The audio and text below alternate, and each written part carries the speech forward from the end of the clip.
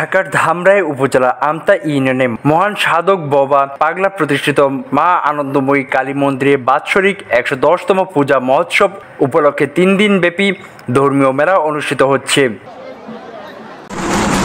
শনিবার সকালে ১১৭ ঢুলির বর্ণাঢ্য বাদ্যযন্ত্রের মাধ্যমে পূজা কার্যক্রমের সূচনা হয়। এ সময় একটি শোভাযাত্রা ও পথসভা আয়োজনের মধ্য দিয়ে উৎসবের আনুষ্ঠানিকতা শুরু হয়। দেশের যে অবস্থা তার জন্য একটা স্থিতিশীল অবস্থায় আসে, আর সবকিছুর জন্য পরিস্থিতি অনেকে আশা নিয়ে আসে, এই জন্য এসে জিপুতের কামনা নিয়ে আসে, স্বামীর কামনা নিয়ে আসে, শ্বশুর শাশুড়ির কামনা নিয়ে আসে। শনিবার মায়ের পূজা তোমরা আসিও, সেই ওনার ডাকে এখন পর্যন্ত আমরা ১১০তম পূজা আজকে উদযাপন করতে যাচ্ছি।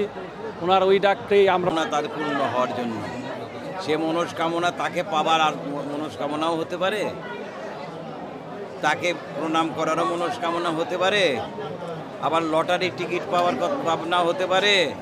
সবাই অবাক হয়ে যাচ্ছি, দিনে দিনে এই মেলা আরো সুন্দর হচ্ছে, এদের ম্যানেজমেন্ট খুব ভালো। অনুষ্ঠানের প্রধান অতিথি হিসেবে উপস্থিত ছিলেন ঢাকা জেলা যুবদলের সভাপতি জনাব ইয়াসিন ফেরদৌস মুরাদ।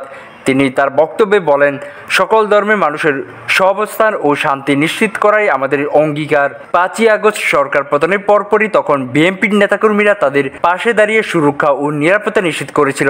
ভবিষ্যতে যদি আমরা রাষ্ট্র পরিচালনার সুযোগ পাই, তাহলে সকল ধর্মের মানুষ শান্তিপূর্ণভাবে বসবাস করতে পারবে। তিনি হতে পারেন ভিন্ন ধর্মের, কিন্তু তার কিন্তু একটা সত্তা আছে, কিন্তু সেই সত্তাটার সবচেয়ে বড় যে জিনিসটা, তিনি হচ্ছে মানুষ। তিনি মানুষ হিসাবে এই দেশে, এই আমাদের ধামরাইকে তিনি কিন্তু আলোকিত করেছেন। এ সময় আরও উপস্থিত ছিলেন ঢাকা জেলা যুবদলের সাবেক সহসভাপতি জনাব এবাদুল হক জাহিদ। স্বাধীনতা টিভি বাংলা নিউজ ডেস্ক।